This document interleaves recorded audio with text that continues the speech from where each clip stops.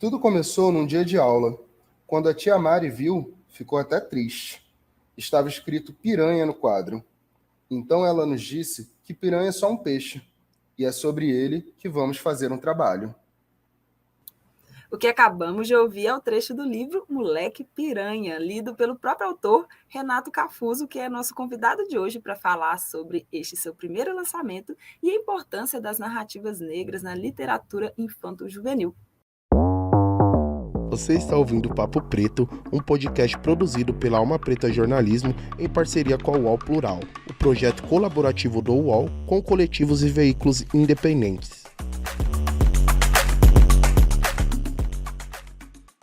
Olá, queridos ouvintes, sejam muito bem-vindos a mais um episódio do Papo Preto, este podcast incrível produzido pela Alma Preta, agência de jornalismo independente que conta com o seu apoio para continuar existindo. Então é muito importante que você continue acompanhando, compartilhando nosso trabalho e, quando possível, dando algum apoio com valor lá no nosso site, que está no novo endereço, que é almapreta.com.br.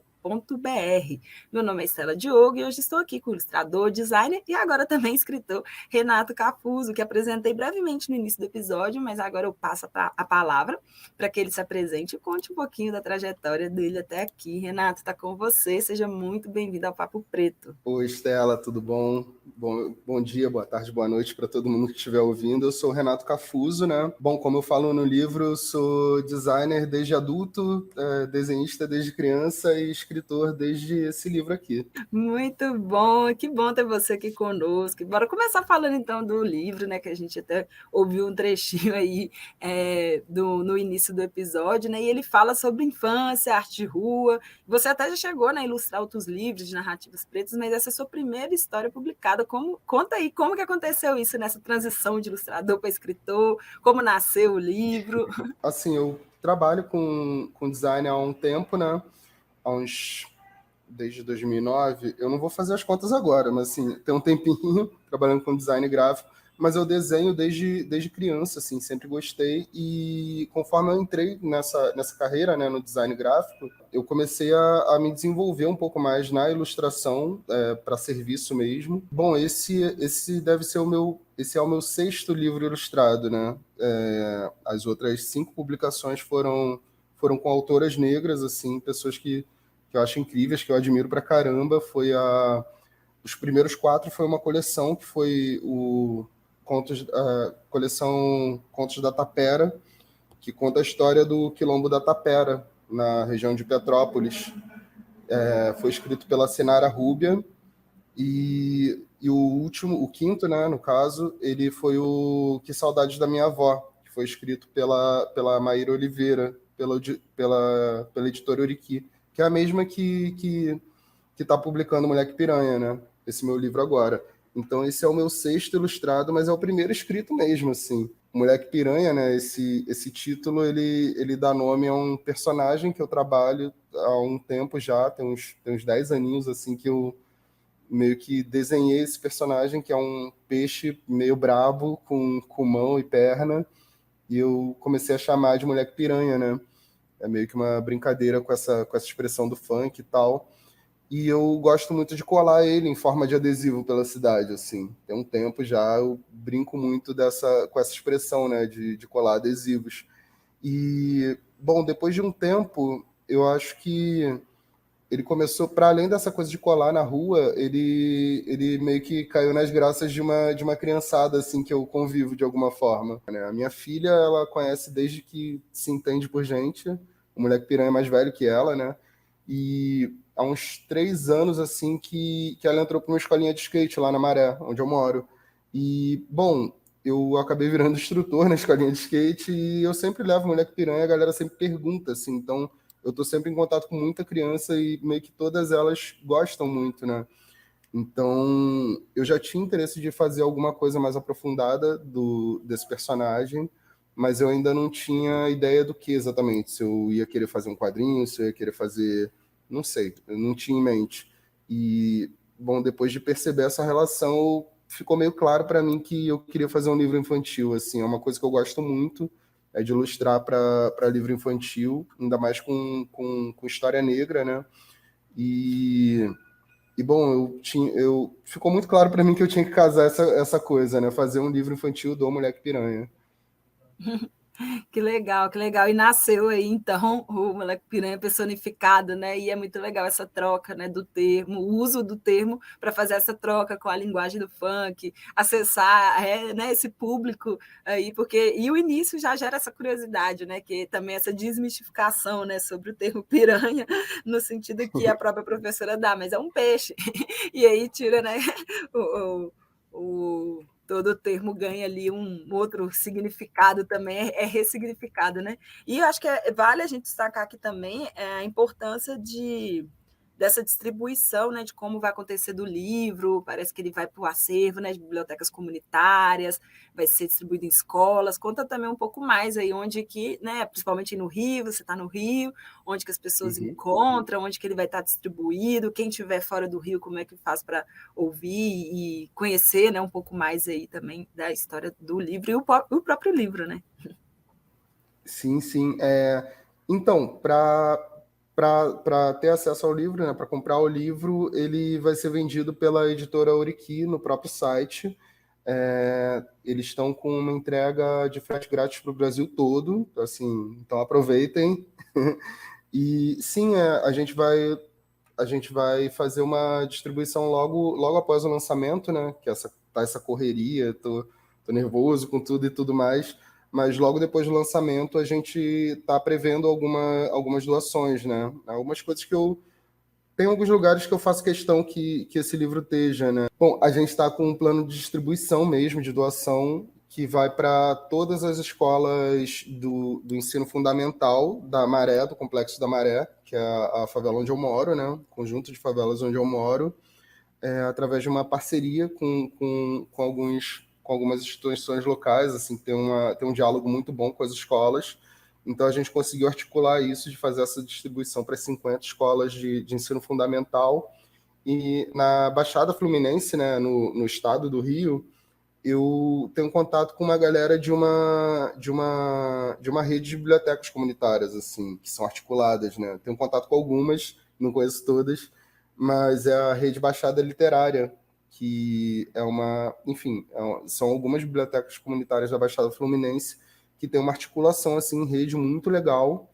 E um dos lançamentos deve ser lá, inclusive, e daí são 20 bibliotecas comunitárias, assim. Tem um trabalho muito legal, assim, com as escolas locais e com outras crianças também.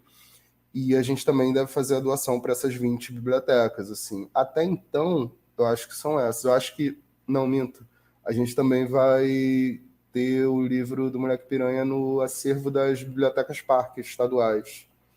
Inclusive, esse projeto todo, ele começou a andar de fato, né, quando a gente conseguiu ganhar o edital da Retomada Cultural RJ2, né, que é um edital da Secretaria de Cultura do Estado daqui do Rio.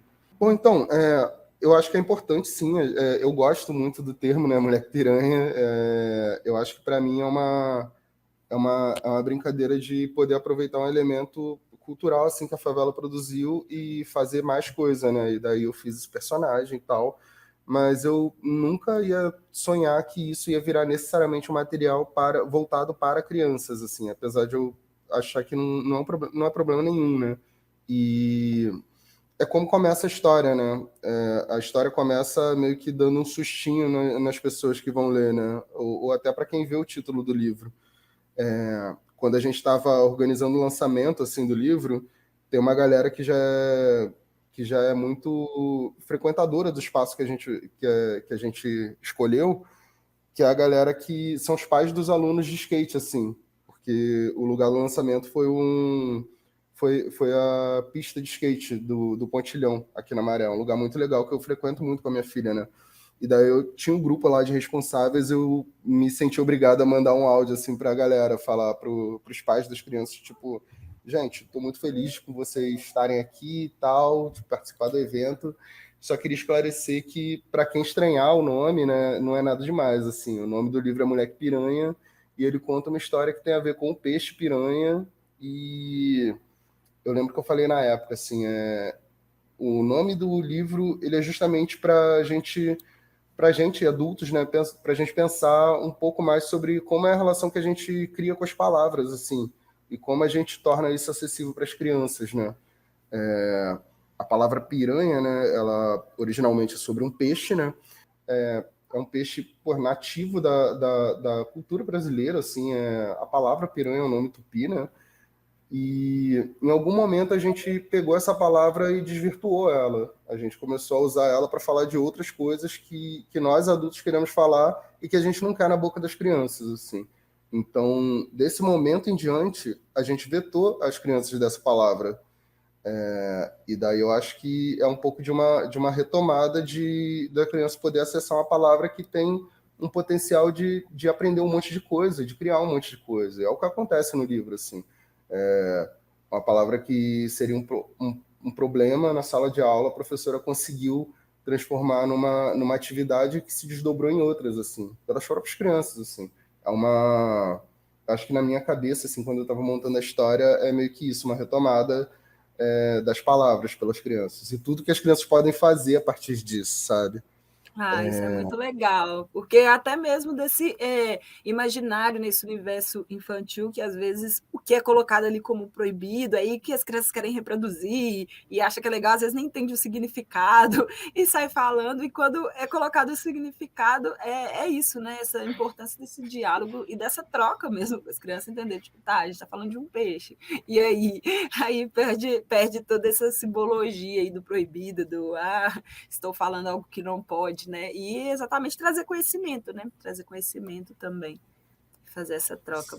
Muito legal. E a gente passou recentemente, pensando aqui, principalmente na questão dessa construção, né, de narrativas negras, de trazer essas ilustrações de crianças pretas dentro de livros, tentar fazer esse diálogo com linguagem, né, que está ligada igual isso do Moleque Piranha, está ligada à cultura do funk, à cultura periférica. E a obra Amoras, né, do livro infantil do Emicida, recentemente foi vandalizado por uma mãe de um aluno com críticas à região da matriz africana, como se, né, o próprio livro ali tivesse trazendo informações que confrontasse com a crença dela, né, que é cristã, evangélica. Ela se sentiu no direito de rabiscar ali o livro, riscar as páginas, colocar que era falso os orixás, colocar trechos de Bíblia, e como a gente pode pensar, né, nisso, nesse acontecimento, principalmente para fazer essa reflexão de como ainda precisa ser debatido e ser mudado na sociedade para combater o racismo, principalmente o racismo religioso, né, dentro da literatura, e para que os pais, professores, educadores entendam a importância de fazer essa troca e ampliar essa linguagem e a divulgação para além, né, dessa literatura branca afrocentrada. É um livro que vira e mexe eu leio com a minha filha. Nossa, bem complicado, assim, porque a gente tem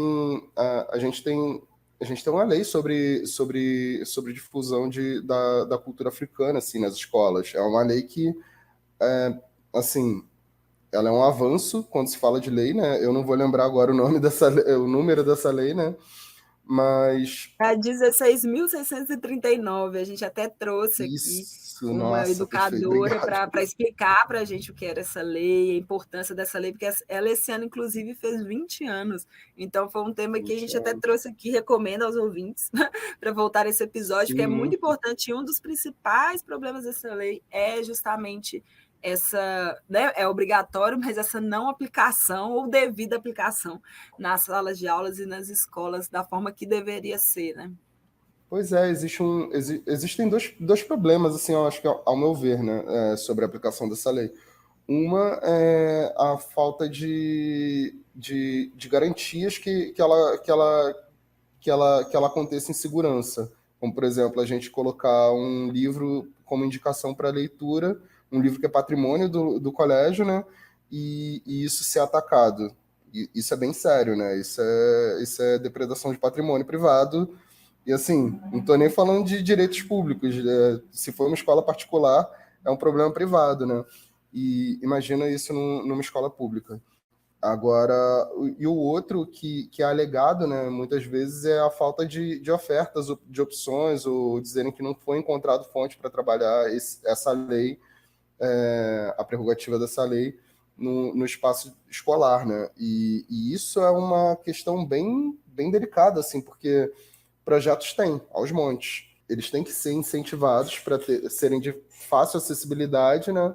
E é isso. Acho que é basicamente isso. A Sinara, que é a escritora da coleção Griots da Tapera, né, que eu falei, ela fala muito sobre essa lei, assim. Ela faz parte do grupo Griot, de contadores de história, e ela sempre fala isso, assim, na formação dela de contadoras de histórias negras, assim, que essa lei, ela é um avanço enorme, mas ela precisa ser respaldada, ela precisa ser fortalecida com recursos para que ela aconteça de fato, né? Eu gosto muito, assim, quando eu tô falando da Sinara, porque eu gosto muito das coisas que ela fala em relação à contação de história, assim. Eu participei de algumas aulas dos cursos dela, e é muito legal, não que eu quisesse virar um contador de história, mas é muito legal para entender como eu vou trabalhar isso enquanto narrador na ilustração, né? E isso me ajudou muito. Para mim foi uma experiência muito, muito diferente, assim, escrever, fazer a parte da escrita, né? Que é a parte que dita o que de fato acontece. Como ilustrador, eu tinha muito mais uma noção de complementar o trabalho do autor, né? Eu acho que tentar enriquecer com coisas. Agora, como escritor, tem até uma coisa engraçada sobre esse livro. Você está falando sobre representação negra, né, nas histórias e crianças negras ilustradas, né? É que eu acho que eu fui notar isso depois, assim, que o livro estava pronto. No texto, ele não fala sobre as crianças serem negras, e nem fala sobre favela, mas é nítido, assim, na imagem. A história, ela só tem personagens negros e se passa o tempo todo ou na escola ou na favela, assim. Então, eu acho que é isso. Existe um complemento e eu acho que o texto, tanto o texto quanto a imagem, ele tem que contribuir para isso, assim. E eu gosto muito disso. E um outro ponto também que ele faz homenagens, né, a figuras, no caso aí, que também foi moradora da Maré, que é a Marielle Franco, que tem esse peso, né, e esse significado tão grande aí na nossa história. Sim, sim. A homenagem à Marielle, eu achava até que as pessoas não iam notar, mas eu acho que ficou bem na cara para todo mundo que pegou no livro, assim, que a professora, né, eu chamo ela de Tia Mari no texto, inclusive no trecho que eu citei no início, né, e na hora de desenhar, eu tentei fazer ela muito parecida com como ela é desenhada na história em quadrinho dela, que o Instituto Marielle Franco publicou há um tempo atrás. Eles publicaram uma história em quadrinhos sobre a história da Marielle, a história de vida da Marielle. Bom, na capa ela está vestida exatamente como ela está vestida nas ilustrações do meu livro. Assim, eu nunca tive muita proximidade com a Marielle, eu conhecia ela de encontrar em um evento ou outro, de saber quem ela era, saber quem eu era. A mãe da minha filha trabalhava com ela no gabinete dela, mas, assim, quando aconteceu o que aconteceu, né, isso atravessou a vida de muita gente, assim, então foi um impacto para mim também, e hoje em dia ela, inclusive, está estampando os muros da pista de skate, onde foi o lançamento, né, do livro. Então, assim, é uma figura que atravessa todo mundo da Maré, assim. Eu acho que todo mundo do mundo inteiro de alguma forma, né? Mas para a Maré é uma identidade muito marcante, assim. Eu lembro que quando o livro estava pronto, não fisicamente, mas já estava todo pronto, né? O arquivo, história, desenho e tudo mais. Eu mandei para a Luiara, que é a filha da Marielle, né? A gente se encontra de vez em quando em alguns eventos e ela se ligou na hora, assim, eu fiquei muito feliz disso. E também tem uma homenagem mais direta que é a um amigo meu, assim, quase um irmão, que era o Cadu, que ele também não tá vivo. Ele foi assassinado em 2020, que inclusive foi quando eu decidi que eu ia fazer a história, né? E daí eu faço uma dedicatória para ele logo no início do livro, né? E um desses personagens, para mim, ele é inspirado no Cadu, que é o Carlinhos, né, no caso. são meio que essas as homenagens assim mais diretas. Tem um monte de referenciazinhas assim nos desenhos dos livros, mas eu acho que são mais coisas minhas, sabe? Quando a gente está viajando, desenhando assim. Ah, que legal, vale muito a pena conferir, gente. Fique de olho, ele, né, já passou aí, se puder passar o site, né, da editora, onde o pessoal consegue adquirir também para acessar e fazer esse. Ah, sim. Então, o livro está sendo vendido pelo site da editora Oriki, né? É oriki.com.br, e eles estão com entrega grátis para todo o Brasil, assim, então é só aproveitar. Fora o livro mesmo físico, né? Que está sendo vendido pela Oriki, ele também está sendo disponibilizado de maneira gratuita no formato audiolivro, com audiodescrição, assim. Isso é uma das coisas que inclui no projeto do edital, né, quando eu estava redigindo a coisa toda, foi que o livro teria uma versão audiolivro gratuita com audiodescrição, né, para poder descrever as imagens mesmo, para quem não enxerga ou tem baixa visão, assim. Foi um processo muito legal fazer esse desdobramento, assim. Ah, que bom. Nossa, e parabéns aí pelo trabalho. Também vou conferir com calma ler esse livro. Estou com ele aqui em acesso. Dei uma olhada assim, né? Mas já recomendo fortemente, porque tá lindo, gente. Lindo, lindo. Muitas cores, ele colorido. Uma forma bem delicada. Acho que quem tem crianças, né? Adolescentes, pré-adolescente, adulto também, mas que pode aí, né? Adquirir é para todo mundo, né? A leitura aí é para todo mundo.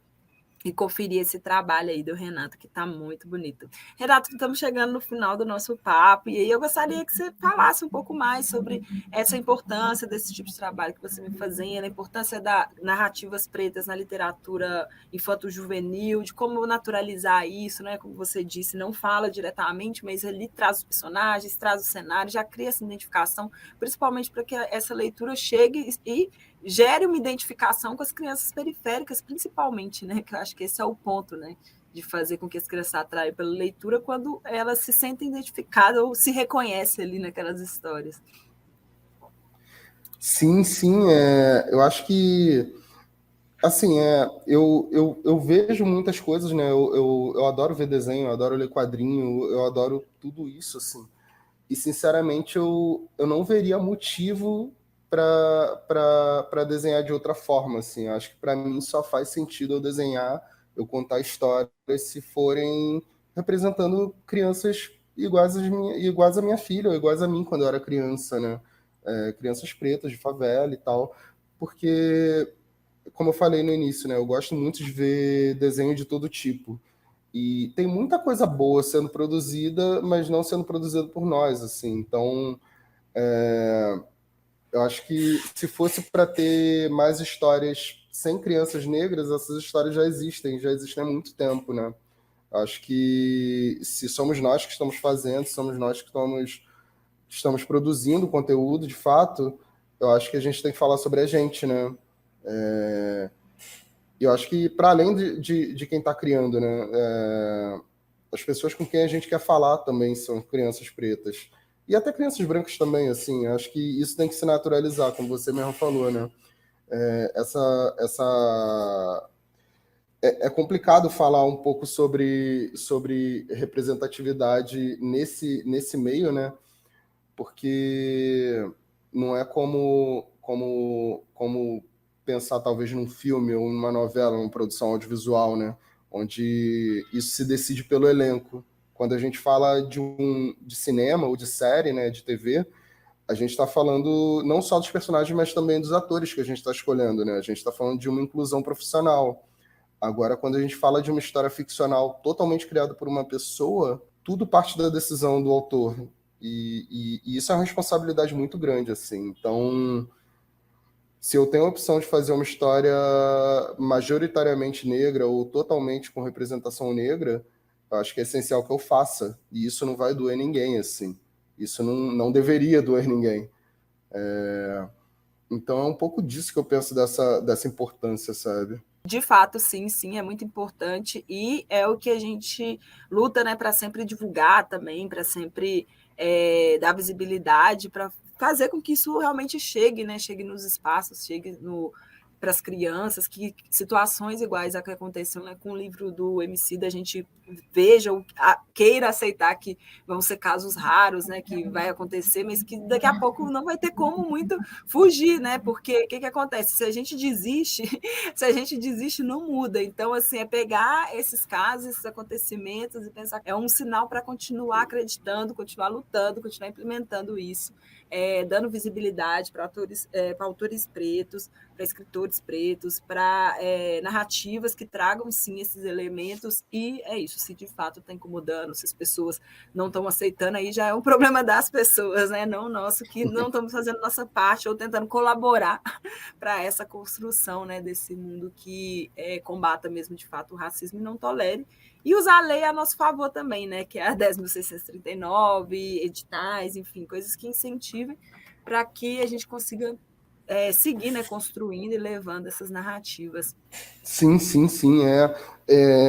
Tem uma coisa sobre isso, né, de resistir, né? E como que a gente resiste? A gente resiste se respaldando por lei, a gente resiste, enfim, de diversas formas, né? E eu acho que tem essa coisa da ocupação, né? Eu não sei se o próprio Emicida respondeu sobre esse caso da depredação do livro dele na escola, ou o que ele faria, assim. Mas a gente bate com esse tipo de coisa o tempo todo, né?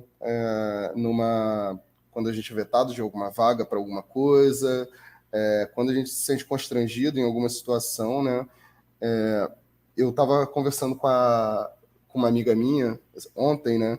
E ela estava falando sobre essa coisa dos adesivos, né? Que eu estava contando para ela a história do moleque piranha e tal, que ela estava querendo saber mais. Tem uma coisa que, assim, eu tava desenhando esse personagem e eu comecei a fazer adesivo e eu comecei a fazer de uma maneira muito barata, assim, que a gráfica produzia, tipo, 1.000. Muito, muito, num preço que dava para eu pagar, sem muito esforço, assim.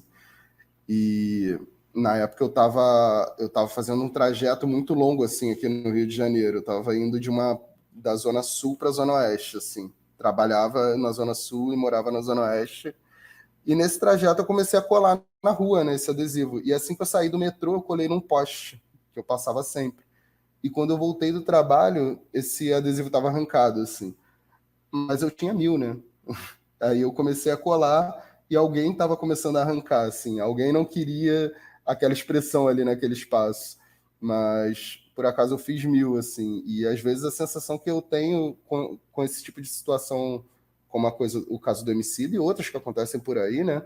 É que, às vezes, parece que a gente tem que ter uma resistência 10.000 vezes ou 1.000 vezes, assim, para a gente continuar insistindo, igual eu estava insistindo colando aquele adesivo, até alguém meio que se cansar e deixar a coisa lá, né?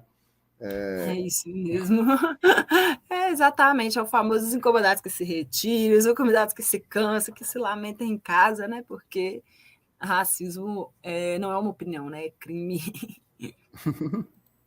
Sim, sim, a gente tem que continuar insistindo até os incomodados que se mudem, né? Não tem jeito. E é isso, assim, né, gente? A gente não pode desistir mesmo. É isso que o Renato falou, é resistência, é insistir, mas, de fato, o que prova isso, esses acontecimentos, é que a gente ainda tem muito para lutar ainda, né? Muito a caminhar. A caminhada, ela vai ser longa, não é fácil, mas ela está acontecendo, né? A gente já deu os primeiros passos, agora é abrir o caminho aí para que os próximos, né, possam ir trilhando também esses passos, onde o pessoal, né, consegue acompanhar e adquirir aí seu livro. Agora, para acompanhar você, seus trabalhos, o que você anda fazendo, te encontrar nas redes, passa aí também para os nossos ouvintes criar essa conexão aí com você. Bom, gente, eu uso basicamente o Instagram mesmo, @Renato Cafuso, com Z, e por lá dá pra ver bastante coisa, assim, tem muita coisa sobre o livro, né, sobre Moleque Piranha. Eu ainda estou contando algumas curiosidades, algumas coisas do processo, e dá para ver outros trabalhos que eu tenho feito também, o que eu trabalho no dia a dia. É um perfil meio que profissional pessoal, né, então... é, Bom, eu tô lá, tô fácil, quiser conversar, tô sempre por aí. E o livro ele pode ser adquirido pelo site da Oriqui Editora, novamente, né? oriqui.com.br, e tá com entrega grátis aí para todo o Brasil. Vamos aproveitar. Muito bom, gente, é isso. Como eu sempre falo, gosto de reforçar aqui, é criar essa rede de conexão, de apoio e de incentivo, né, para que a gente continue aí levando, né, e Renato continua produzindo e levando esses materiais, é incrível para as crianças. E vamos que vamos, obrigada a você, Renato, mais uma vez, de ter participado aqui com a gente no Papo Preto, e obrigada a você, nossos ouvintes, por ter ficado até aqui. Se você gostou desse episódio, compartilhe, mostre para mais pessoas e continue apoiando o jornalismo preto independente. Até a próxima, e mais uma vez, Renato, obrigada e até a próxima. Eu que agradeço, cara. Eu que agradeço a todo mundo que estiver ouvindo, que tiver gostado. Quem não tiver gostado também, tudo bem, estamos aí para trocar. E é isso aí, gente. Beijo. Beijo, tchau, tchau. Você ouviu o Papo Preto, um podcast produzido pela Alma Preta Jornalismo em parceria com a UOL Plural, o projeto colaborativo do UOL com coletivos e veículos independentes.